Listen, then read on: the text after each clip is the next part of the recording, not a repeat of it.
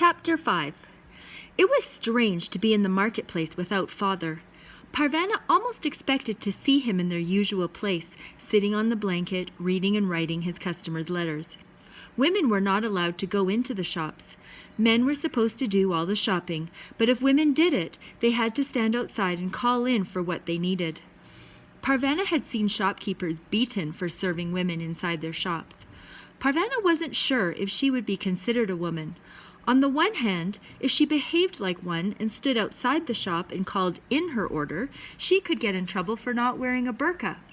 On the other hand, if she went into a shop, she could get in trouble for not acting like a woman.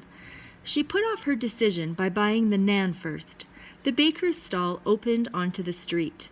Parvana pulled her chadar more tightly around her face so that only her eyes were showing. She held up 10 fingers, 10 loaves of naan. A pile of naan was already baked, but she had to wait a little while for 4 more loaves to be flipped out of the oven. The attendant wrapped the bread in a piece of newspaper and handed it to Parvana. She paid without looking up.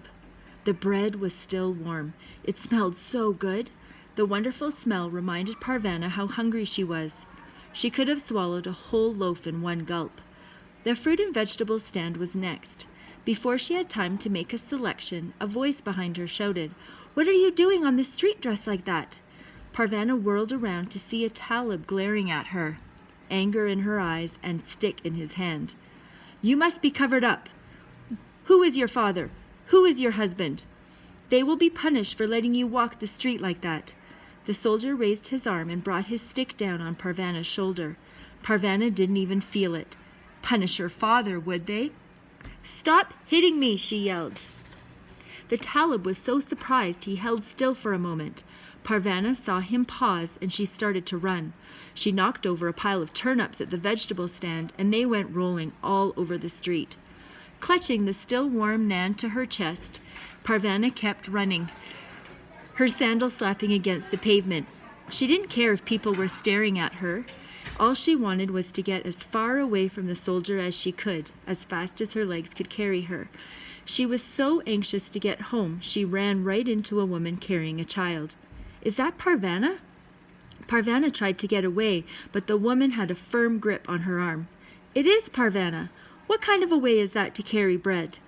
The voice behind the burqa was familiar, but Parvana couldn't remember who it belonged to. "Speak up, girl. Don't stand there with your mouth open as though you were a fish in the market. Speak up." "Mrs. Weira? Oh, that's right. My face is covered. I keep forgetting. Now, why are you running, and why are you crushing that perfectly good bread?" Parvana started to cry. "The Taliban, one of the soldiers, he was chasing me." "Dry your tears. Under such a circumstance, running was a very sensible thing to do.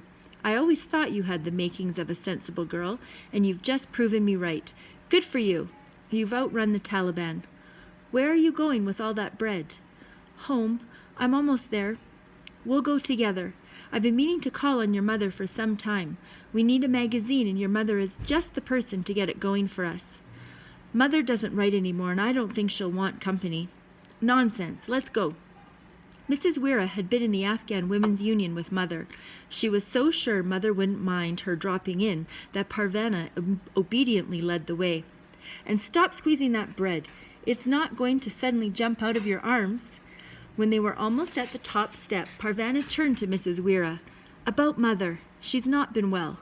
"Then it's a good thing I'm stopping by to take care of her." Parvana gave up. They reached the apartment door and went inside. Nuria saw only Parvana at first. She took the naan from her. "Is this all you bought? Where's the rice? Where's the tea? How are we supposed to manage with just this?" "Don't be too hard on her. She was chased out of the market before she could complete her shopping." Mrs. Weira stepped into the room and took off her burqa. "Mrs. Weira!" Nuria exclaimed. Relief washed over her face. Here was someone who could take charge, who could take some of the responsibility off her shoulders. Mrs. Weira placed the child she'd been carrying down on the mat beside Allie. The 2 toddlers eyed each other warily.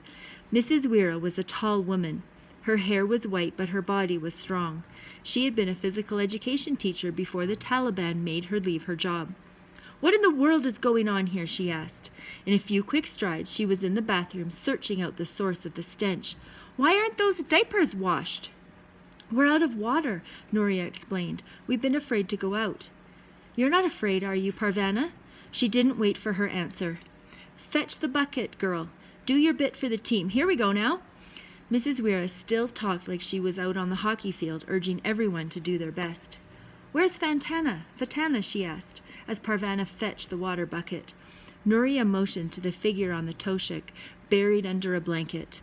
Mother moaned and tried to huddle down even further. "She's sleeping," Nora said. "How long has she been like this?" 4 days. "Where's your father?" "Arrested." "Ah, I see." She caught sight of Parvanna holding the empty bucket. "Are you waiting for it to rain inside so your bucket will fill itself? Off you go." Parvanna went. She made 7 trips. Mrs. Weir met her outside the apartment at the top of the steps and took the first 2 full buckets from her, emptied them inside, and brought back the empty bucket. "We're getting your mother cleaned up, and she doesn't need another pair of eyes on her." After that, Parvanna carried the water inside to the water tank as usual. Mrs. Weir had gotten Mother up and washed. Mother didn't seem to notice Parvanna. She kept hauling water. Her arms were sore and the blisters on her feet started to bleed again, but she didn't think about that. She fetched water because her family needed it, because her father would have expected her to.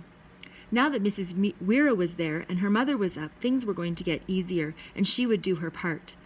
Out the door, down the steps, down the street to the tap, then back again, stopping now and then to rest and change carrying arms. After the 7th trip, Mrs. Weir stopped her. "You filled the tank and the wash basin, and there's a full bucket to spare. That's enough for now." Parvanna was dizzy from doing all that exercise with no food and nothing to drink. She wanted some water right away.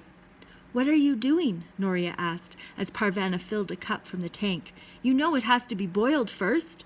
Unboiled water made you sick, but Parvanna was so thirsty that she didn't care. She wanted to drink and raised the cup to her lips. Nuria snatched it from her hands. "You are the stupidest girl!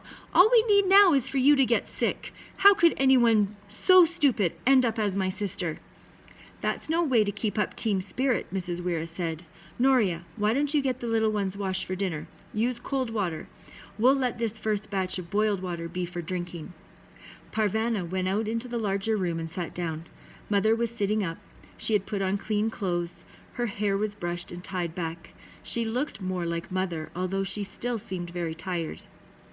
It felt like an eternity before Mrs. Weir handed Parvanna a cup of plain boiled water. "Be careful, it's very hot." As soon as she could, she drank the water, got another cupful, and drank that too. Mrs. Weir and her granddaughter stayed the night. As Parvanna drifted off to sleep, she heard her, Nuria, and Mother talking quietly together. Mrs. Weir told them about Parvanna's brush with the Taliban. The last thing she heard before she fell asleep was Mrs. Weir saying, "I guess we'll have to think of something else."